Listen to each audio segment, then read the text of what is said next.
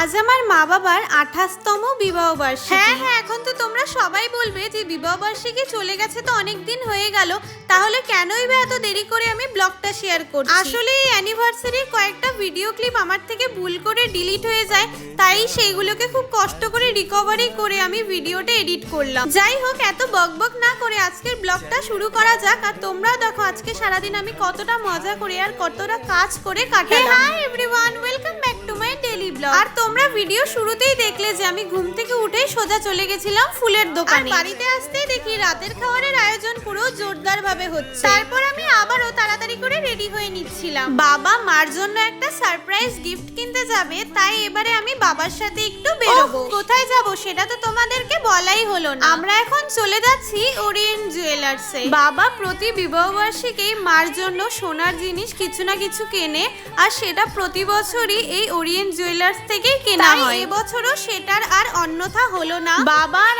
আমরা দুজনেই পুরো কনফিউজড হয়ে যাচ্ছি যে কি দেওয়া যায়। তাই আমি প্রথমে একটু মঙ্গলসূত্রের পেন্ডেন্ট দেখছিলাম। পেন্ডেন্টগুলোর ডিজাইন আমার সেমন একটা ভালো লাগলো না, তাই এবারে আমি একটু আংটি দেখাতে বললাম। 2-3টে আংটি আমার পছন্দ হচ্ছে, কিন্তু কোনটা নিব আমি বুঝতে পারছিলাম না, তাই প্রত্যেকটা আংটি আমি আমার হাতে পরে পরে দেখছি। যাই হোক, অ্যাটলিস্ট আমাদের একটা আংটি পছন্দ হলো, আর এটাই আমরা ফাইনাল করলাম। প্রতি বছর এই বিবাহ বার্ষিকী মা নিজেই আসে বাবার সাথে এই দোকানে, কিন্তু এবারে আমি এসেছি আর আমার পছন্দ মতনই জিনিসটা নিলাম, তাই আমারও এবারে একটু ভয় হচ্ছিল আমার পছন্দ করা জিনিসটা মার আদতেও পছন্দ হবে কিনা ভেবে। এবারে বিল পেমেন্ট শেষ করে আমরাও বেরিয়ে পড়লাম। বাড়িতে ঢুকতে এত সুন্দর গন্ধ বেরোলো যে, তাই সেই গন্ধেরটা নিয়ে সোজা চলে যাচ্ছি রান্নাঘরে। আর রান্নাঘরে আসতেই দেখছি মাংস প্রায় তৈরি। এবারে গেটের আওয়াজ পেতেই আমি দরজার সামনে যেতেই দেখছি ওরিয়েন্ট থেকে দুজন এসেছে। ওদের আসতে দেখে আমি বা আমার বাড়ির লোক আমরা সবাই পুরো অবাক। ওরা আসতেই আমার মাকে বলছে যে যেহেতু আমার বাবা মা প্রতি বছরই আজকের দিনটাতে ওদের শপে গিয়ে কিছু না কিছু কেনাকাটা করে, সেই উপলক্ষে ওরাও আমার বাবা মার অ্যানিভার্সারিটা ওখানে কেক কাটিং করে সেলিব্রেট করে। কিন্তু যেহেতু এবছর আমি বাবার সাথে ওদের শপে গিয়ে কেনাকাটা করেছি, তাই শপে ওরাও আমার বাবা মার অ্যানিভার্সারি সেলিব্রেট করার সুযোগটা আজ আর পায়নি। তাই ওরা আমার বাড়িতেই আজকে কেক নিয়ে এসেছে অ্যানিভার্সারি সেলিব্রেট করবে বলে। সত্যি ওরিয়েন্ট জুয়েলার্সের এমন সার্ভিস দেখে আমি পুরো মুগ্ধ হয়ে গেছি। Thank you so much Orient Jewellers, আজকের দিনে আমার বাবা মাকে এত সুন্দর একটা সারপ্রাইজ সেলিব্রেশন দেওয়ার জন্য।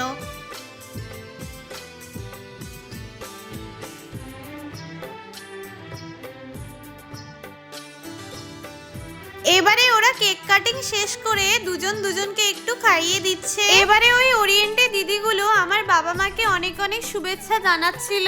ওরা গল্প করতে করতে আমি লক্ষ্য করলাম যে অনেকটাই সন্ধে হয়ে গেছে, তাই আমিও এবার একটু চলে যাচ্ছিলাম রান্নাঘরের দিকে। রান্নাঘরে আসতে দেখি মাছ ভাজি করা শেষ। সবাই দেখে বলো তো এই স্ট্যান্ডটা সাজানো কেমন হয়েছে। আজকে বিকেলের জন্য অর্ণবী স্ট্যান্ডটা পুরো নিজের হাতে সাজিয়েছে। এবারে আমিও রেডি হচ্ছি, যেহেতু আমার ঘরে লোক আছে তাই আজ আমি মার ঘরেই রেডি হচ্ছি। আর আমার আজকের আউটফিটের লিংক যদি কারোর প্রয়োজন হয় তাহলে আমাকে অবশ্যই কমেন্ট করো, আমি লিংক দিয়ে দেব। আর আমি মাত্রই বললাম না লোক এসেছে, দেখো আমার দুই দাদা বৌদি ভাস্তি চলে এসেছে।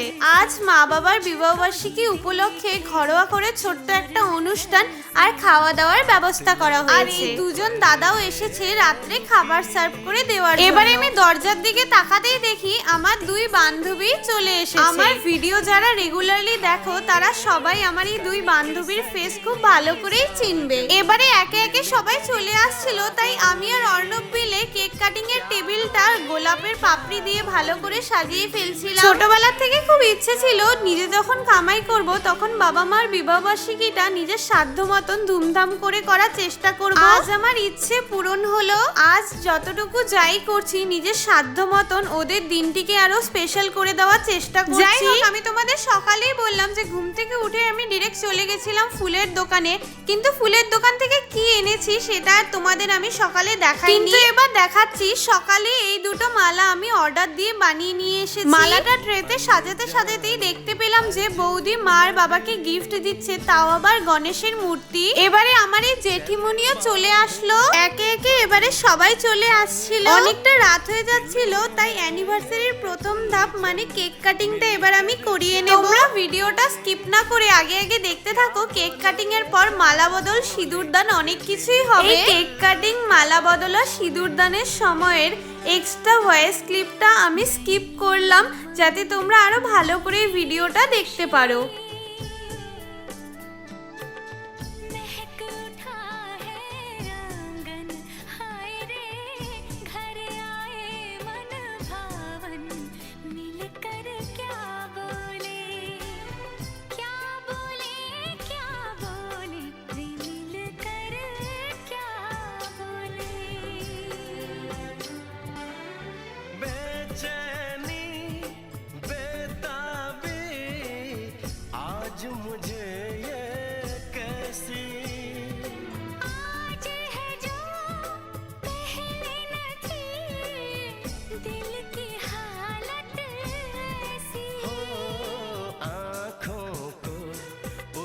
का इंतजार है, उन्हीं के लिए ये रूप ये श्रृंगार है।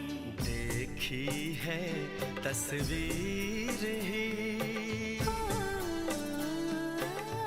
आज मिलेंगे दर्शन, हाय रे बढ़ने लगी है उलझन, मिलकर क्या बोले क्या बोले क्या बोले रे, मिलकर क्या बोले। रूप की रानी आई है जैसे गगन से उतर के, मेरे लिए क्या मेरे लिए ऐसे सज के।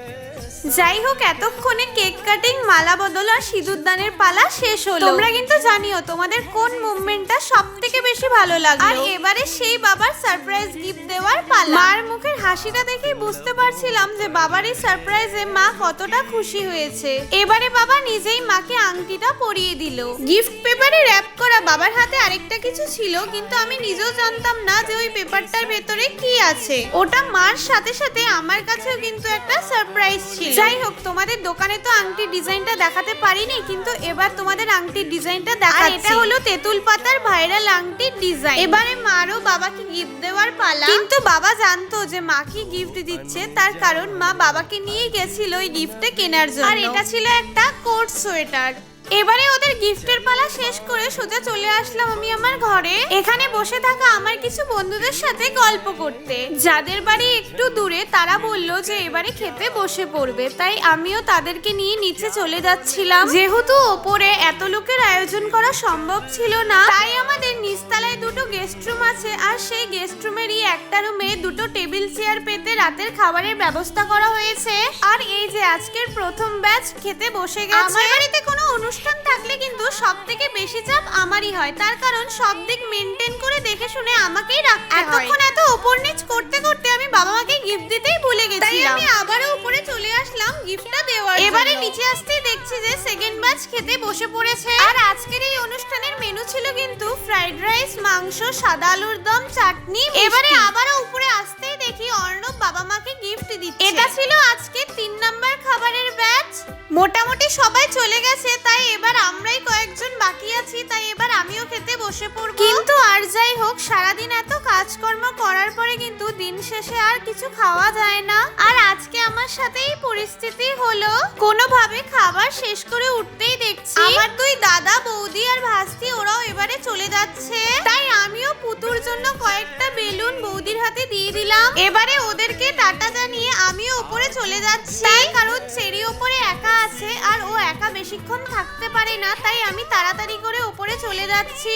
এবারে তোমরাই দেখতে পারো পারবে যে আমি দরজা খোলার সাথে সাথে কিভাবে ও আমার কাছে দৌড়ে চলে আসে। আর ঘরে যেহেতু এতক্ষণ ধরে লোকজন ছিল সেই জন্য ওকে একটু বেল্টটা পরিয়ে রাখা হয়েছে।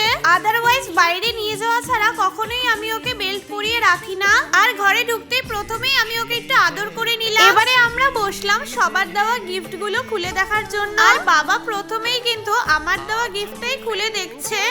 আমি বুঝতেই পারছিলাম না যে ঠিক বাবাকে কি দেওয়া যায়, কিন্তু আমার হঠাৎ মনে হলো যে বাবা অনেকদিন ধরে এই জিনিসটা কিনবে করছে, তাই আমি গিফট দিয়ে দিই। এবারে মা বাবার দেওয়া এই সারপ্রাইজ গিফটটা খুলে দেখছে আর আমিও আগ্রহী হয়ে বসে আছি দেখার জন্য যে কি আছে ঠিক এই প্যাকেটের ভেতরে। এতক্ষণ শুধু আমরাই ছিলাম, এবার আমার চেরি বাবুও চলে আসলো কি গিফট খুলছে সেটা দেখার জন্য। গিফট র‍্যাপ করা প্যাকেটটার থেকে কিন্তু বেরোলো একটা পারফিউম, আর এই পারফিউম কিন্তু আমার মার খুব পছন্দের।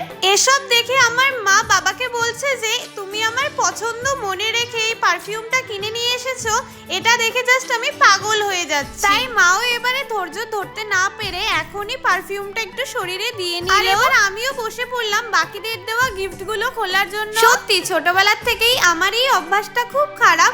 আমার বাড়িতে যার যেই অনুষ্ঠান হোক না কেন সবগুলো গিফট কিন্তু আমি খুলি। সবার দেওয়া গিফটগুলো সত্যি খুব ভালো হয়েছে। আর দেখো এই দুষ্টুটা আমাকে গিফট খুলতেই দিচ্ছে না, ও বারবার করে গিফটের উপরে বসে পড়ছে। ও বাবা এতগুলো গিফট, এবার তো আমি পুরো গিফট খুলতে খুলতে হাঁপসে যাচ্ছি। এবারে গিফট খুলতে খুলতে আজকের বিকালের কেকের রিভিউটা তোমাদের সাথে শেয়ার করব। কেকটা নেওয়া হয়েছে রুচিলিপা সরকারের থেকে। সত্যি খুব ভালো কেক বানায় দিদি। তোমরাও যদি তোমার বাড়ির কোনো অনুষ্ঠানের জন্য কেক নিতে চাও তাহলে অবশ্যই দিদির সাথে যোগাযোগ করতে পারো। আর আজকের অর্ডারের কেকটা ছিল চকলেট ফ্লেভারের অ্যানিভার্সারি থিমের কেক। অবশেষে আমার গিফট খোলার পালা শেষ হলো। এবারে বাবা অর্ণবের দেওয়া গিফটটাকে খুলে দেখছে। এই ঠান্ডায় কিন্তু এর থেকে ভালো গিফট আর হতেই পারে না, তাও যদি আবার সামনে থাকে পিকনিক। এবারে মাও অর্ণবের দেওয়া গিফটটাকে খুলে দেখছিল। এটা কিন্তু কটনের উপরে একটা হোয়াইট কালারের সালোয়ার। মা গিফটটা খুলছিল ঠিকই, কিন্তু মা কিন্তু অলরেডি জানতো যে গিফটটাতে ঠিক কি আছে। অনলাইন থেকে পারচেজ করা, তাই অর্ণব যখন অর্ডারটা দিয়েছিল তখন মাকে দেখিয়ে মার পছন্দটা জেনে নিয়েই কিন্তু অর্ডার দিয়েছিল। আজকের মতন এই অ্যানিভার্সারি ব্লগ এখানেই শেষ করছি। আশা করি আজকের এই পুরো অ্যানিভার্সারি ব্লগটা তোমাদের খুব ভালো লেগেছে। দেখা হচ্ছে আগামী কোনো ভালো ব্লগে। তাই tata, bye bye and good night.